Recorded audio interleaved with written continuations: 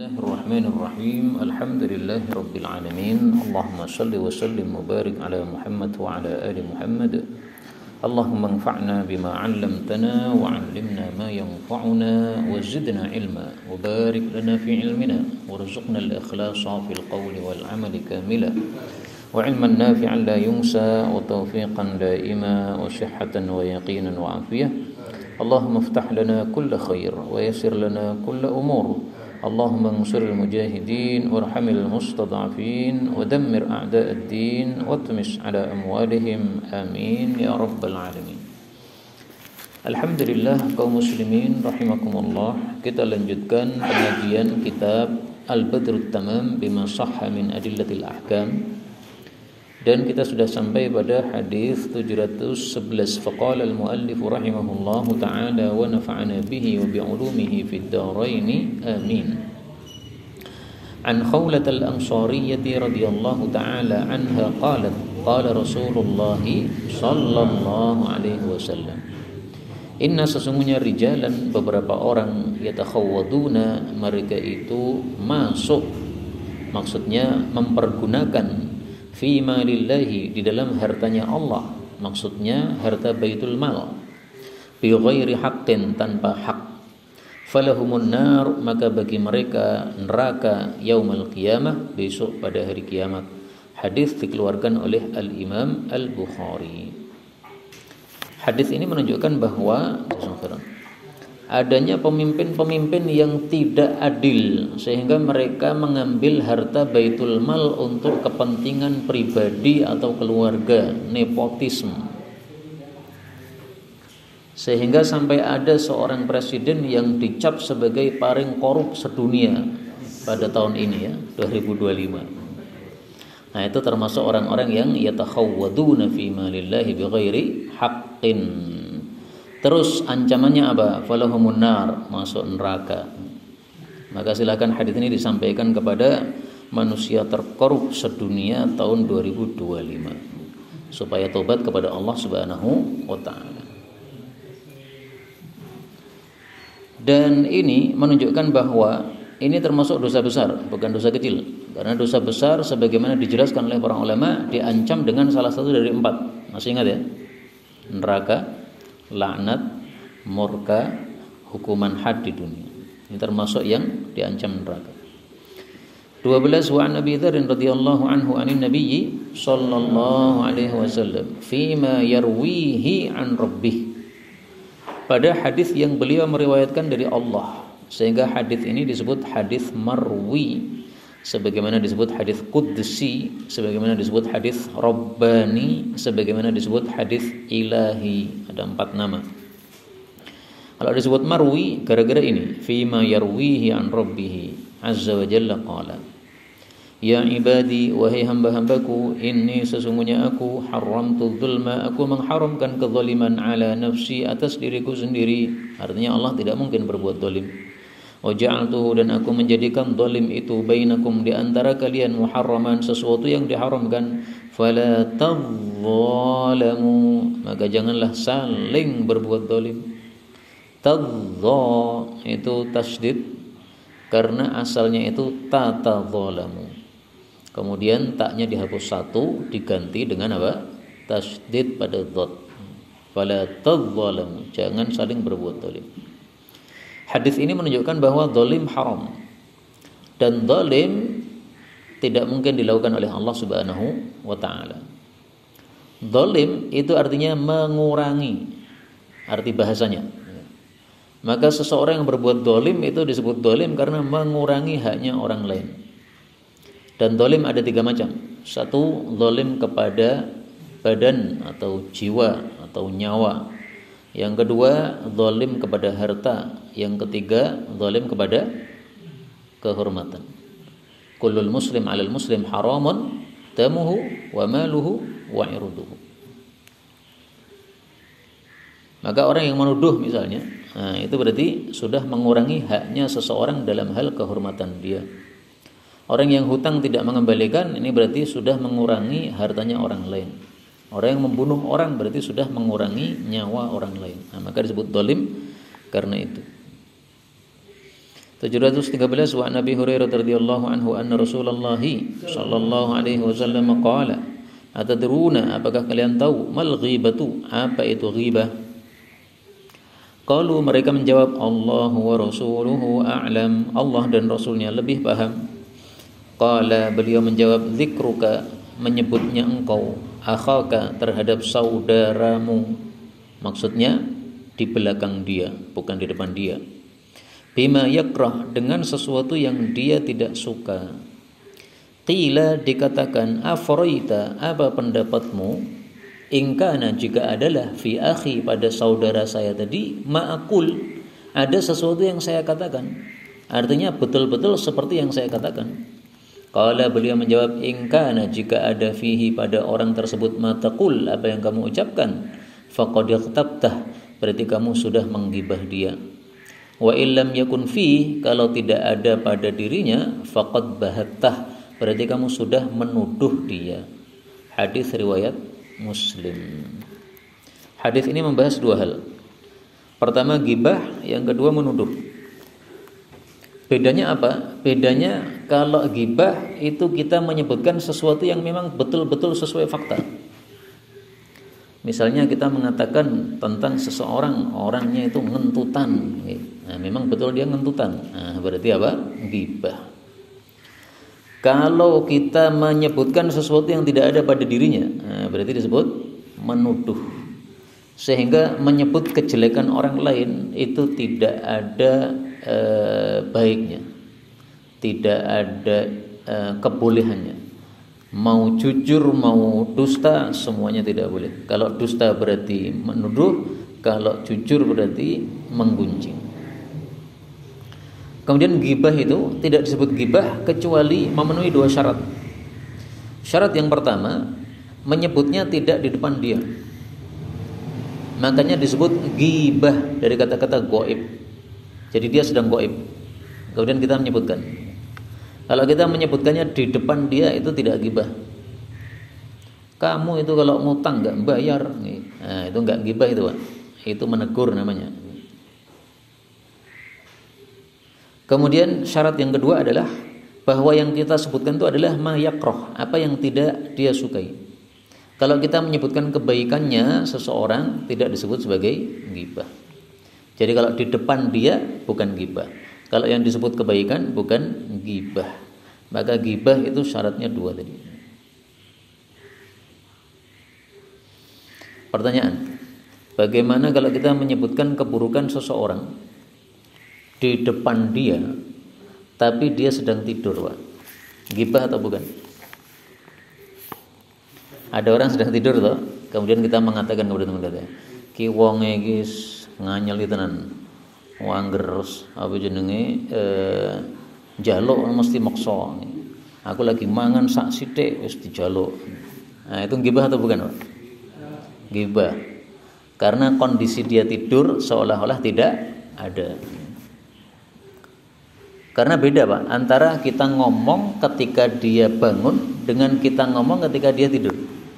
Kalau ketika dia bangun kita ngomong, kalau omongan kita salah dia bisa membantah. Enggak benar itu, kamu yang nuduh saya.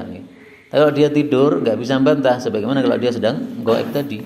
Karena itu menggunjing seseorang di depan dia kalau dia sedang tidur itu sudah termasuk ghibah.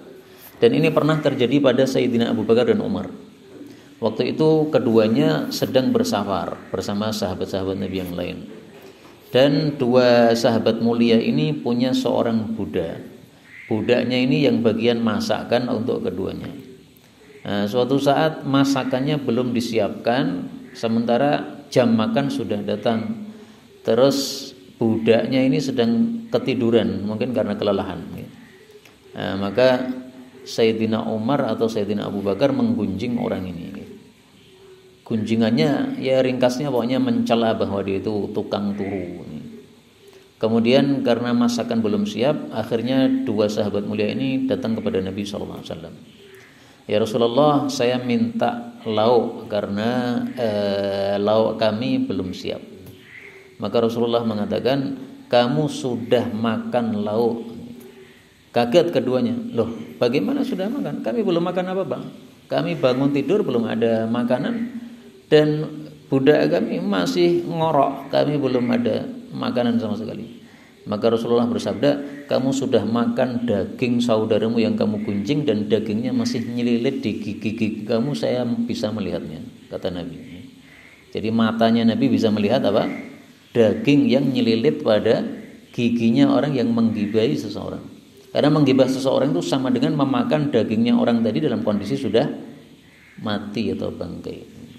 Nah kalau kita nggak bisa melihat Pak, kalau bisa melihat mungkin semua kita nggak mau menggibah, karena begitu menggibah langsung dagingnya apa? Nyelilit semuanya.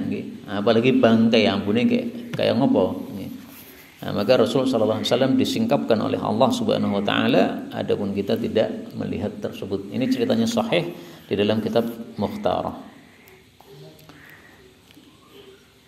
Ya. Apakah setiap mengikut kesalahan lain pasti gitu? Artinya kalau memang ada unsur yang lain yang unsur perbaikan atau ya, hukum asalnya ghibah itu adalah haram, tetapi ada pengecualian. Jadi ada ghibah yang halal. Sehingga apa yang antum tanyakan ini namanya juga ghibah, tapi ghibah yang bisa jadi apa? Halal. Nah, ghibah yang halal itu yang bagaimana? Silahkan lihat pada kitab Riyadhus Shalihin. Imam Nawawi sudah menyebutkan 5, seingat saya, poin pengecualian dari ghibah yang haram. Salah satunya seorang istri lapor kepada hakim atau kepada ahli fatwa tentang suaminya yang mendolimi dia. Suami saya tidak ngasih saya uang yang cukup untuk makan 3 kali sehari. Bagaimana kalau saya tutut dari dompetnya uang 50.000 untuk beli beras, supaya kami perutnya kenyang. Nah, kata Nabi, silahkan. Karena apa? Dia belum kenyang perutnya. Nah, itu menggibah kepada suaminya boleh. Cukup ya. Berikutnya 714, wa anhu radhiyallahu anhu qala Rasulullah sallallahu alaihi wasallam, la tahasadu, janganlah kalian saling dengki. Wala tanajasu, janganlah kalian saling entol. Wala tabaghadu, janganlah kalian saling benci. Wala tadabaru, janganlah saling membelakangi. Wala yabi' ba'dukum ala bai'i ba'din, janganlah sebagian kalian menjual atas jualan orang lain. Wa kunu ibadallahi ikhwana, dan jadilah kalian hamba-hamba Allah yang bersaudara. Al-muslimu akhul muslim, muslim saudaranya muslim yang lain. Maka la yadhlimuhu, tidak mendolimi dia, wala yakhdhuluhu, tidak membiarkan dia. Artinya kalau diserang musuh tidak dia biarkan. Wala yahqiruhu, dan tidak meremehkan dia. At-taqwa hahuna, taqwa di sini. Wa yushiru ila sadrih, dan beliau nunjuk ke dadanya. Thalatha marratin, beliau mengucapkannya 3 kali ya. At-taqwa hahuna, at-taqwa hahuna, at-taqwa hahuna gitu. Bihasbi imri'in, cukup seseorang minas syarri, dari keburukan, ayah kira, kalau dia itu meremehkan akhul muslim, saudaranya sesama muslim. Kullul muslim 'alal muslim haramun, setiap muslim atas muslim yang lain adalah haram 3 hal. Yang pertama damuhu, darahnya, yaitu dibunuh, wa maluhu, dan hartanya, wa irduhu, dan kehormatannya. Termasuk ghibah itu adalah mendolimi kehormatan orang. Akhrajahu Muslim. Hadis ini sudah lewat di dalam kitab Arba'in Nawawiyah, sehingga tidak perlu kita banyak komentar.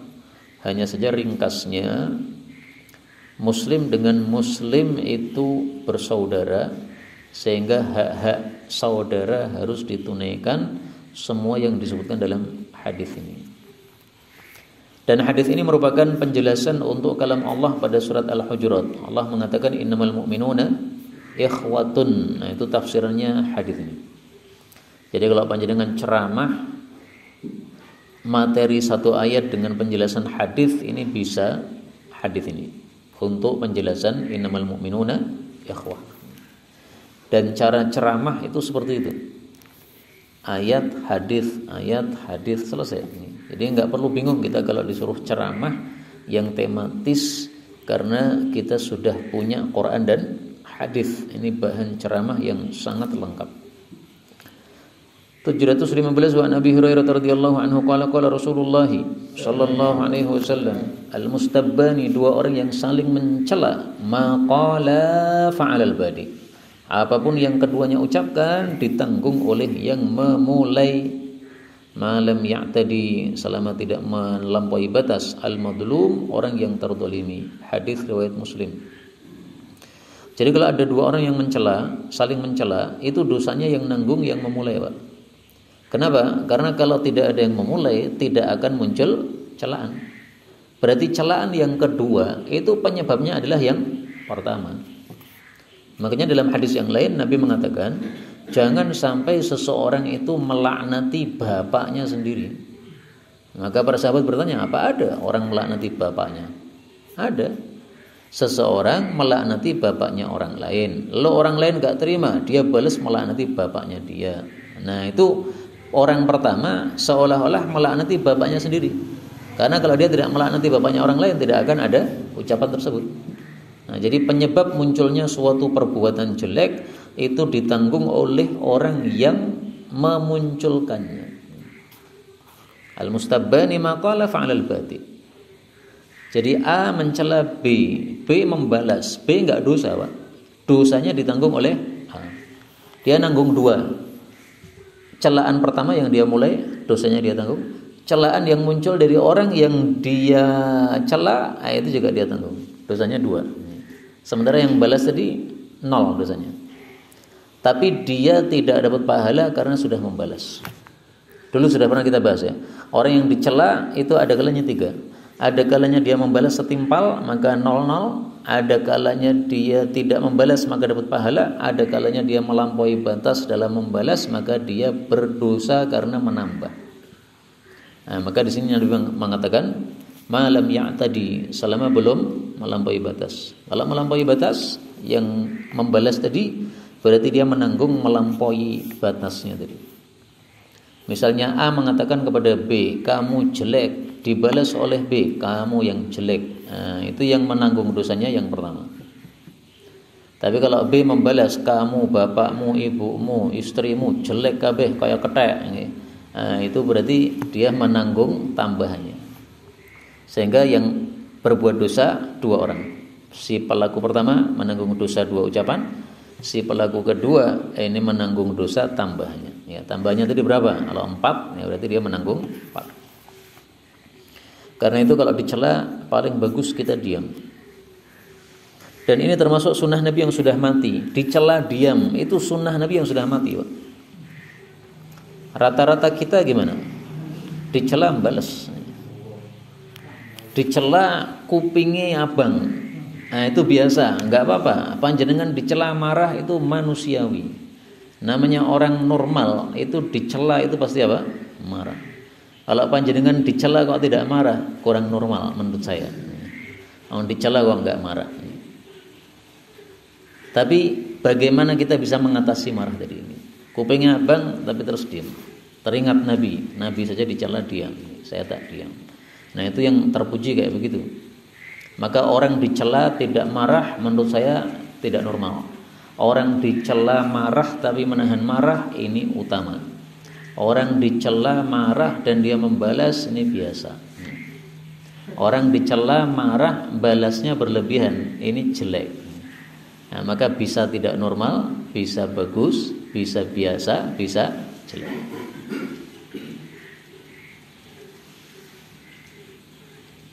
Saya pernah, Pak, dicela orang. Naik motor gitu tiba-tiba deketi saya. Syiah. Ya tak teke wae. Ya apa wong edan nih. Dalam hati saya, wong edan nih. Kalau aku ora Syiah kok tak anggap Syiah. Berarti apa? Gila dia. Marah tapi enggak mengeluarkan kata-kata. Buktinya marah, hati saya mengatakan gendeng we.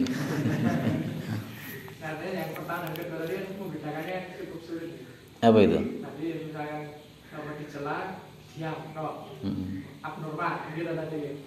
Lah bukan, diam itu belum tentu tidak normal. Diam itu maksudnya tidak membalas. Tapi kalau dicela malah santai aja, nggak ada perasaan apa-apa, itu menurut saya nggak normal. Manusia normal itu ketika direndahkan dia nggak mau.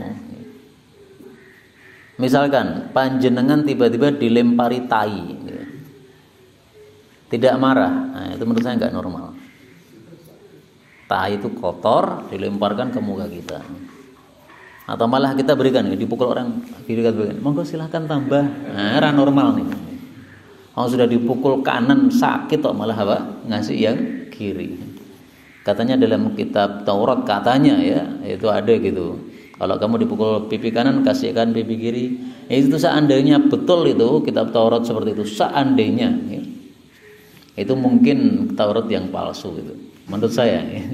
Karena tidak mungkin ajaran Islam mengajarkan sesuatu yang tidak normal seperti itu. Orang dipukul malah mempersilahkan orang yang memukul untuk membalas kedolimannya, untuk menambah kedolimannya, enggak mungkin. Kok panas lagi? Ini bisa enggak? Bisa dinyalakan kipasnya.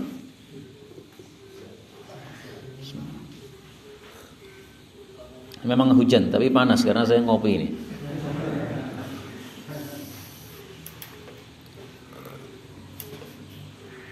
Nggih, jazakallahu khairan.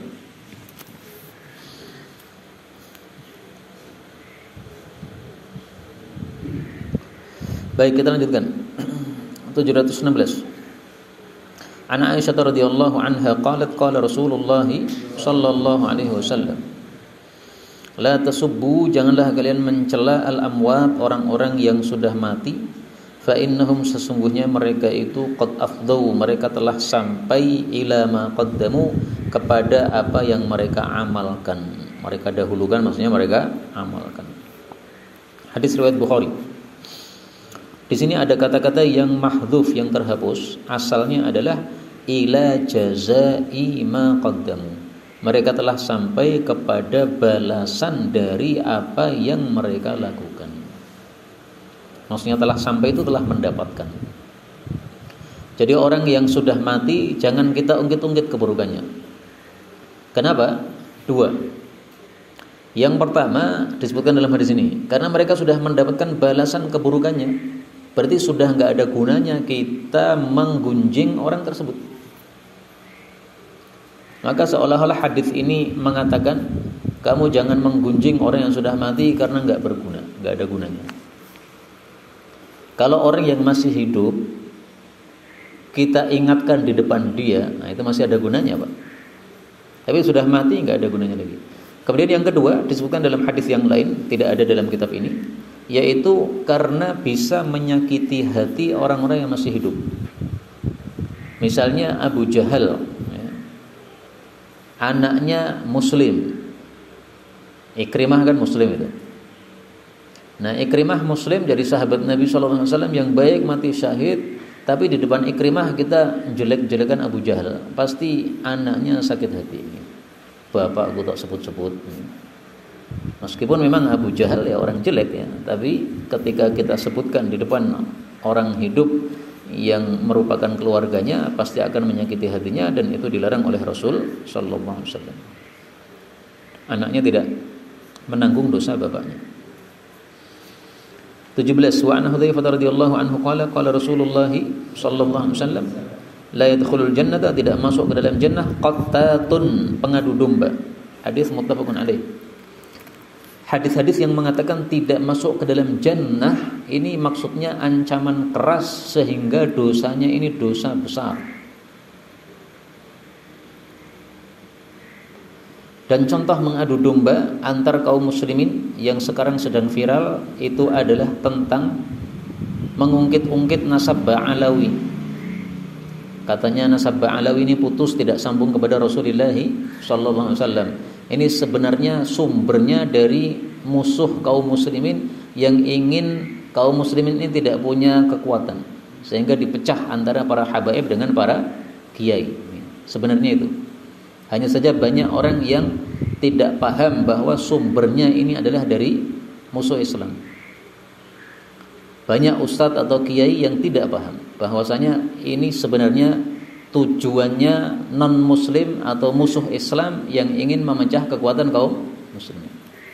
Sehingga mereka itu dalam hal ini ketika nimbrung di dalam masalah ini, sebenarnya mereka sudah masuk dalam perangkap tersebut, sehingga sebaiknya tidak usah ikut nimbrung dalam bab itu. Segala sesuatu dikembalikan kepada pakarnya, ya, tidak usah mendengarkan orang yang bukan pakar, karena pasti dia menyampaikan perkara yang syadz atau yang janggal.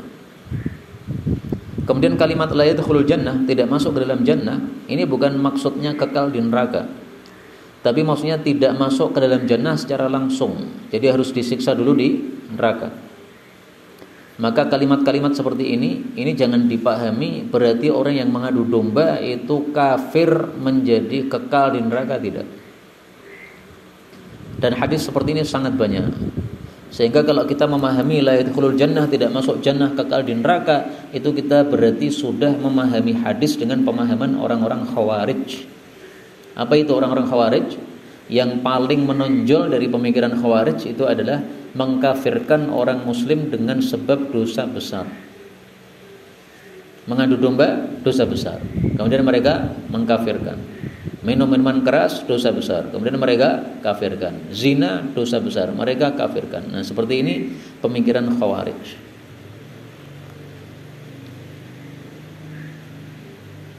Demikian juga sebaliknya, kalau ada hadis yang mengatakan finnar, masuk neraka, itu bukan berarti dia kekal di neraka. Tidak masuk jannah, itu bukan berarti kekal di neraka. Dia di dalam neraka, itu bukan berarti kekal di neraka. Karena dosa besar tidak menyebabkan kekal di neraka. Dalilnya dalam Al-Quran, innallaha la yaghfiru ayyushraka bihi wa yaghfiru ma duna dzalika liman yasha. Yang tidak bisa diampuni hanya syirik, yang kekal di neraka hanya syirik. Selain syirik masih bisa masuk surga. 718 wa an Ibnu Abbas radhiyallahu anhu qala qala Rasulullah sallallahu alaihi wasallam, man tasamma'a, barang siapa yang mendengar-dengarkan, berusaha mendengar hadits qaumin, ucapan suatu kaum, wa hum lahu karihun, sementara mereka itu benci terhadap dia, yaitu benci kalau dia nguping, subba dituangkan fi udhunaihi, pada kedua telinganya, al-anuk, timah yang cair, yaumul qiyamah, besok pada hari kiamat, yakni ar-rasas, yang beliau maksud adalah timah, lebih tepatnya ar-rasas al-mudhab, timah yang cair, yang encer. Hadis dikeluarkan oleh Imam Bukhari. Hadis ini menunjukkan haramnya nguping. Termasuk diantaranya adalah para jasus. Apa itu, Pak? Jasus itu adalah para intel dan sebagainya, yang mereka ditugasi oleh pemerintah untuk masuk dalam suatu kelompok, tapi tujuannya untuk nguping apa yang mereka bicarakan. Nah, ini sampaikan hadis ini kepada orang-orang tersebut. 719 wa Nabi Darda radhiyallahu anhu qala qala Rasulullah sallallahu alaihi wasallam, inna, sesungguhnya al-la'anin, orang-orang yang suka melaknat, la yakununa, mereka tidak akan menjadi syufa'a, pemberi syafaat, wala syuhada, tidak pula pemberi menjadi saksi, yaumal qiyamah, besok pada hari kiamat. Hadis riwayat Muslim. Hadis ini menunjukkan bahwa suka melaknat itu tidak disyariatkan. Dan orang muslim yang suka melaknat, maka efeknya di akhirat tidak diberikan dua kemuliaan. Kemuliaan pertama, tidak menjadi pemberi syafaat. Kemuliaan kedua, tidak akan menjadi saksi. Maka dua hal ini adalah kemuliaan yang diberikan oleh Allah kepada orang-orang tertentu yang memenuhi syarat. Nah, kalau suka melaknat, ini termasuk yang tidak memenuhi syarat. Dalam hadis yang sahih disebutkan, orang yang mati syahid disuruh memberikan syafaat sampai 70 orang dari keluarganya. Dalam hadis yang dhaif disebutkan, orang yang hafal Quran disuruh memberikan syafaat sampai 100 orang. Jadi lebih banyak yang hafal Quran, tapi hadisnya dhaif. Kalau yang mati syahid hadisnya sahih. Adapun menjadi saksi, ini adalah contohnya Ketika Nabi Nuh alaihi salatu wassalam dipanggil oleh Allah besok di akhirat, wahai Nuh, kamu sudah menyampaikan dakwah belum? Sudah. Maka umatnya ditanya oleh Allah, wahai umatnya Nuh, Nuh sudah menyampaikan belum? Belum. Nah, maka Nabi Nuh ditanya oleh Allah, kamu katanya sudah menyampaikan, saksinya siapa? Nah, kata Nabi Nuh, Muhammadun wa ummatuh, Nabi Muhammad dan umatnya. Tapi umatnya Nabi yang la'anin, yang suka melaknat, ini tidak termasuk yang menjadi saksi. Ini enggak memenuhi syarat. Karena itu jangan suka melaknat. Karena itu jelas salah sikapnya sebagian pemuda-pemuda yang terlalu semangat tetapi ilmunya nol. Mereka selalu menambah kata-kata laknat untuk tokoh-tokoh sesat. Misalnya kalau menyebutkan Khomeini harus ditambahi apa? Laknatullah. Menyebutkan Jokowi misalnya harus ditambahi laknatullah. Ini orang-orang bodoh, enggak pernah belajar agama atau hanya sedikit belajar agama tapi terlalu semangat sehingga semangatnya tidak didasari ilmu. Saya tahunya ini karena pernah dalam satu grup, Pak. Itu orangnya mengatakan di grup tadi, ayo yang ahlus sunnah harus melaknat Khomeini. Yang tidak melaknat Khomeini berarti bukan ahlus sunnah, harus keluar dari grup ini. Akhirnya saya dikeluarkan. Ya saya dikeluarkan, ya alhamdulillah, nggak bergabung dengan orang-orang yang bodoh-bodoh itu. Karena yang memasukkan juga mereka sendiri. Setelah itu dipaksa untuk melaknat, ya, saya tidak mau melaknat. Khomeini sesat, betul. Tapi nggak perlu kamu katakan Khomeini laknatullah, nggak perlu.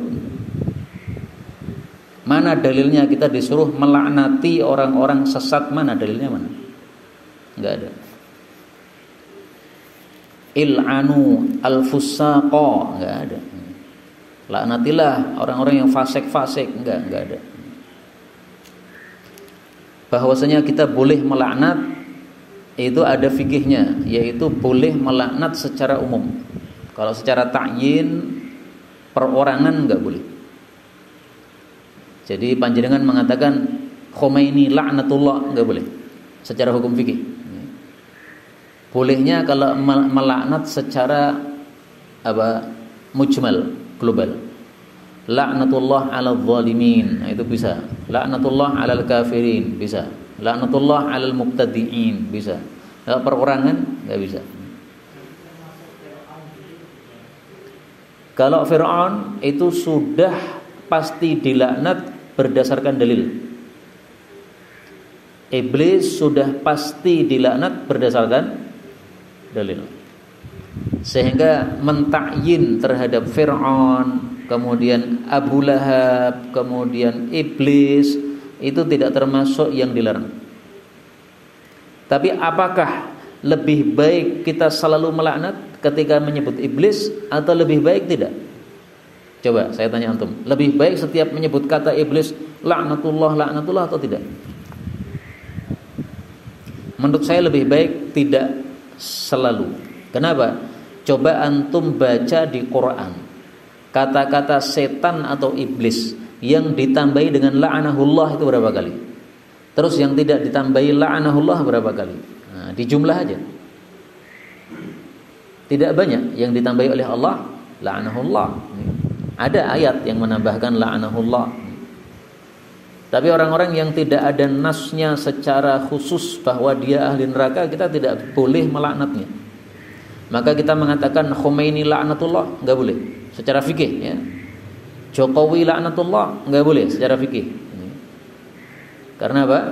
Karena kita tidak mengetahui hakikat dari orang-orang tersebut. Akhirnya bagaimana akhirnya itu kita enggak tahu. Tapi kalau Abu Lahab kita tahu, karena Allah yang memberitahu. Tabbat yada Abi Lahab. Fir'aun kita tahu, karena Allah yang memberitahu. Iblis kita tahu, karena Allah yang memberitahu. Yahudi itu kan bukan tertentu kan? Ya. Jadi yang bukan tertentu itu enggak apa-apa. Yang tidak boleh adalah si fulan al-Yahudi. Nah, ini si fulan ini yang Yahudi. Sekarang siapa ya tokohnya Yahudi? Netanyahu. Nah, itu Netanyahu laknatullah, enggak boleh. Meskipun kafir dia, tapi tidak boleh kita mengatakan Netanyahu laknatullah. Bisa jadi Netanyahu itu satu hari sebelum mati dia mengatakan la ilaha illallah. Bisa atau tidak? Bisa. Meskipun mungkin tidak. Mungkin tidak, mungkin. Tapi bisa jadi ya. Makanya tidak boleh apa? Melaknati seperti itu. Yang mengatakan bukan saya, tapi para ulama, dan para ulama mengatakan seperti itu karena dalil Allah mengatakan laisa laka minal amri syai'un aw yatuba 'alaihim aw yu'adzibahum. Berikutnya 720 an Aisyah radhiyallahu taala anha qalat qala Rasulullah sallallahu alaihi wasallam abghadur rijal, paling dibencinya laki-laki, maksudnya manusia, ilallahi oleh Allah adalah al-aladdu, yang dahsyat, al-khasimu, bertengkar. Hadis riwayat Muslim.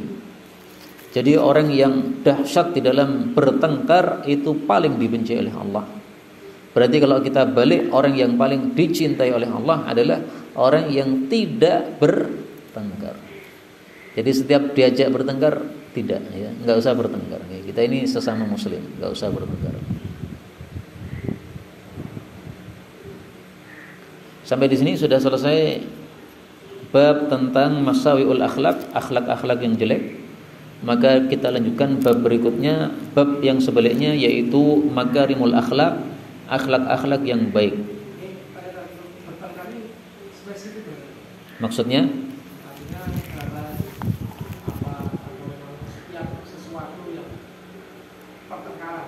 Hukum asalnya sesama muslim tidak boleh bertengkar. Kalau ada muslim dengan muslim bertengkar, hukum asalnya itu sumbernya dari setan. Rasulullah bersabda riwayat Muslim, sesungguhnya setan itu putus asa untuk bisa disembah lagi oleh orang-orang Jazirah Arab, tapi tidak putus asa untuk tahris, mengadu domba antar orang-orang yang sholat. Jadi untuk disembah lagi oleh orang-orang yang salat sudah putus asa di Jazirah Arab ya. Tapi kalau untuk mengadu domba tidak putus asa.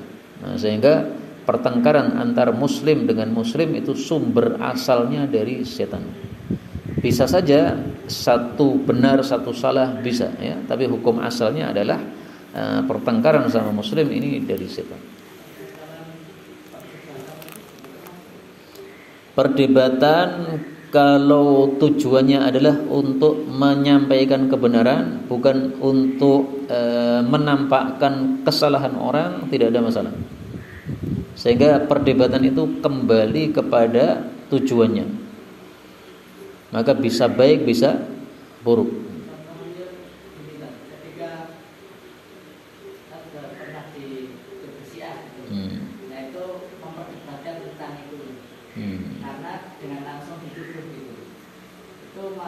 Kalau tujuan antum menasihati dia supaya tidak menuduh, nggak ada masalah.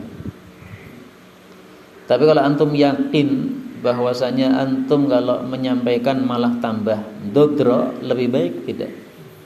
Seperti perkataan orang Jawa, sing waras ngalah. Kalau panjenengan tidak ngalah, berarti podo gendengi. Kalau panjenengan yakin loh ya, bahwa kalau saya ngomong tambah dodro, nah itu jangan diajak bicara. Udah didiamkan aja. Tapi kalau panjenengan masih berharap, ini tampaknya karena salah paham aja nih. Kalau dia ngobrol empat mata ini bisa menerima. Nah, itu diajak bicara. Karena saya pernah Pak ngajak bicara seorang ustadz. Kenapa saya ngajak bicara seorang ustadz? Karena saya tahu namanya ustadz itu paham dalil. Kalau paham dalil, diajak ngomong dengan dalil itu nyambung. Tapi yang kerucuk-kerucuk itu yang nggak paham dalil, yang isai gur ngotot-ngotot tok. Kalau tidak melaknat Khomeini, maka Syiah berarti harus keluar dari grup bongso gitu-gitu. Saya nggak mau ngeladeni. Karena apa? Orang kacek ya. Pasti saya kalah, pasti. Tidak mungkin saya menang. Berdebat dengan orang-orang seperti itu. Sehingga nggak pernah saya layani. Tapi kalau ustaz malah saya layani. Ada seorang ustaz mengatakan kepada saya, ente Syiah. Maka saya mengatakan, loh Ustaz, antum mengatakan begitu kenapa? Saya ini bukan Syiah. Karena kamu itu muridnya Mudzakir. Ya betul, saya muridnya Ustaz Mudzakir, bahkan beliau itu pakdi saya. Tapi saya bukan Syiah dan beliau juga bukan Syiah. Kalau antum berkenan, saya akan ke rumah antum sambil membawa kitab-kitabnya Ustaz Mudzakir supaya antum tunjukkan kepada saya mana Syiahnya itu di mana. Beliau mengatakan, ya silakan, nanti datang ke rumah saya. 4 mata, Pak. Seingat saya waktu itu datang ke rumah beliau habis duhur sampai asar. Ya berarti sekitar jam berapa itu ya? Jam 1, 2, 3, 2 jaman kira-kira. Dan itu setumpuk kitab beliau Ustaz Mudakir sudah saya kasihkan. Coba Ustaz, ini kitab Ustaz Mudakir segini nih, Syiahnya di mana nih? Ini kan sumbernya Bukhari, Muslim, Abu Dawud, Tirmidzi, Nasa'i. Bukan misalnya Biharul Anwar dan yang lain-lain. Nama-nama kitab Syiah juga saya nggak hafal lagi. Yang hafal cuma Biharul Anwar saja. Nah, beliau mengatakan beliau mengatakan ini cuma taqiyah kitab-kitab ini. Nah, saya bilang kalau antum begitu ya sudah, saya nggak bisa bicara lagi. Tapi selama 2 jam itu beliau menyampaikan apapun tentang tuduhan-tuduhan bahwa beliau Syiah bisa saya jawab semuanya. Misalnya beliau mengatakan waktu itu Mudakir itu Syiah karena dia melakukan nikah mut'ah. Saya tanya, loh nikah mut'ahnya sama siapa? Perempuannya sama siapa itu? Maka saya bisa menjawab tuduhan tersebut tidak benar bahwa beliau nikah mut'ah. Kalau antum mau bukti bahwasanya beliau tidak nikah mut'ah, saya bawa sekarang kepada perempuan yang dituduhkan sebagai nikah mut'ahnya Ustaz Mudakir. Saya bisa datangkan sekarang. Panjenengan mau saya ajak silahkan ya. Saya ajak bisa. Intinya semua tuduhan itu bisa saya jawab dengan mudah karena memang itu hanya tuduhan saja. Nah, orang-orang yang seperti ini bisa diajak bicara, ini saya ajak bicara. Karena ada gunanya. Dan buktinya ada gunanya, awalnya beliau keras, akhirnya beliau lunak sama saya. Terakhir beliau mengatakan, habis ini kalau kamu masih mau hadir di pengajian saya, kata beliau, silahkan. Tapi kalau nanti ada urusan ya sama murid-murid, bukan sama saya lagi, kata beliau. Jadi beliau masih mempersilahkan saya untuk apa? Datang ke pengajian beliau. Waktu itu saya masih santri. Tayyib. Demikian ya. Jadi kalau mau debat, dilihat dulu. Kira-kira manfaat atau tidak. Tidak manfaat enggak usah. Jadi panjenengan dia dibilangi kamu Syiah, delok tok mon. Delok tinggal. Seolah-olah delok debok ngono lho. Oh, debok. Ya, siap. Tapi kalau dia manusia betul, bisa diajak bicara. Tapi kalau hanya debok, udah tinggalkan aja. Karena tidak ada gunanya panjenengan bicara sama tembok atau debok atau yang sejenisnya. Ada lagi?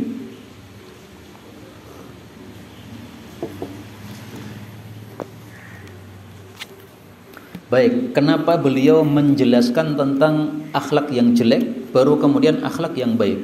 Kenapa tidak akhlak yang baik dulu baru akhlak yang jelek? Karena kekotoran itu harus dibersihkan dulu sebelum diisi dengan kebersihan. Ini gelas, sebelum antum isi kopi itu harus dibersihkan dulu kotorannya, Pak. Seandainya ada tai cicak di sini, antum isi apapun tetap jelek. Tai cicak satu aja nih. Dikasih kopi penuh, tetap rasanya tai cicak ada. Dikasih susu sama juga. Dikasih teh sama juga. Nah, bersihkan dulu tai cicaknya. Kalau sudah baru kemudian diisi kopi lezat. Seperti ini lezat. Karena sudah bersih. Demikian juga misalnya untuk para santri yang menghafalkan Quran, kalau hatinya ini supaya mudah dimasuki Quran, maka yang kotor-kotor dalam hatinya bersihkan dulu. Punya iri bersihkan, punya apa lagi benci sesama muslim bersihkan. Silahkan setelah bersih kemudian menghafalkan Quran jadi mudah. Kalau masih suka nyanyi-nyanyi musik-musik, maka musiknya dihilangkan dulu dari hatinya. Udah dihilangkan nyanyian-nyanyian itu, baru kemudian masukkan Quran, gampang. Kalau masih ada suka nyanyi, ya Qurannya masuk, gampang keluar lagi, masuk keluar lagi, karena tadi ya masih ada kotornya. Istilahnya menurut para ulama adalah at-takhliyah qabla tahliyah. Takhliyah pakai kha, itu mengosongkan yang jelek, membersihkan yang jelek. Kalau tahliyah pakai ha, itu adalah menghias. Jadi sebelum kita hias, bersihkan dulu yang kotor. Ngecat kan juga begitu, Bang. Sebelum ngecat bersihkan dulu, diamplas dulu. Kalau sudah baru kemudian dicat. Langsung dicat enggak bagus. Nah, maka takhliyah qabla tahliyah itu pun juga berlaku selain untuk kondisi jiwa seperti ini, juga untuk kondisi zahir seperti ngecat tadi. Termasuk apa? Hal-hal yang lain sama juga. Makanya beliau di sini mendahulukan masawiul akhlak baru kemudian makarimu al-akhlaq. Sebagai penutup, bahwasanya akhlak yang baik itu menurut guru kami Kiai Muflihun itu dibagi 3. Yang pertama adalah akhlakul hasanah, akhlak yang baik. Di atasnya lagi akhlakul karimah, akhlak yang mulia. Di atasnya lagi akhlak azimah, akhlak yang agung. Ini semuanya akhlak yang baik. Tapi kalau baiknya biasa itu hasanah. Kalau lebih tinggi lagi karimah. Kalau lebih tinggi lagi azimah. Makanya Allah tidak mengatakan wa innaka la'ala khuluqin karim, tapi azim. Tidak hasan tapi azim. Contoh konkretnya gimana? Kalau panjenengan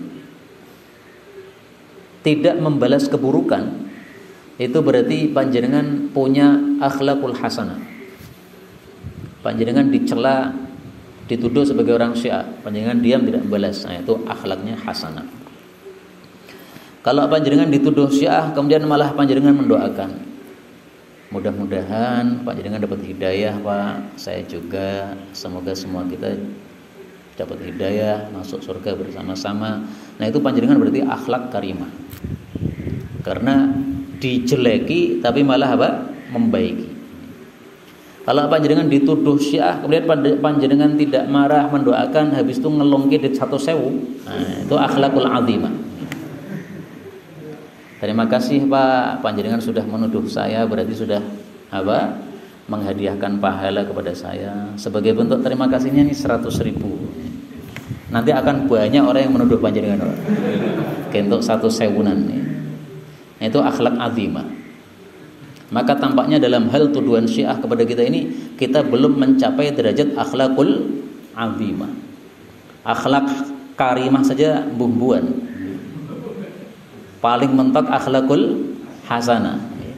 Nah, coba ditingkatkan jadi karimah. Kalau bisa azimah.